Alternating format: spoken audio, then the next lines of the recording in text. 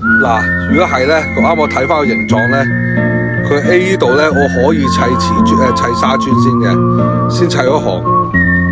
牆身咧就打鐵枝，呢度咧用鐵枝咧同呢嚿嘢接駁。呢嚿嘢咧到時叫阿修哥做個帽翻嚟，即係不能夠太大，好撚重嘅，因為咁變咗話200高啊，訂個呢幾個十零個帽啦，因為唔係太高啊嘛，200個到，即係200高到啦。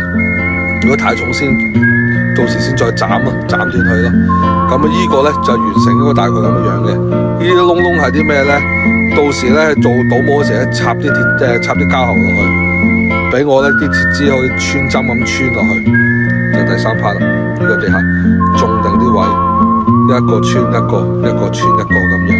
咁呢個啦又砌磚牆啦，打鐵枝啦。呢個一留位一卡落去，留位卡落去咁樣砌落去。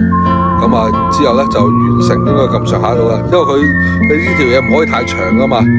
因為做到咁上下咧，就揾阿胡叔話有點焊，點翻住佢，之後繼續穿，加到夠為止，係啦，去到尾，佢有條尾噶嘛，之後留個缺口，倒嗰條石屎尾再吸落去，做起嚟。如果呢啲臨尾真係話有啲岩沉沉，揾部磨機再揩下佢，揩翻水落去，咁就搞掂啦。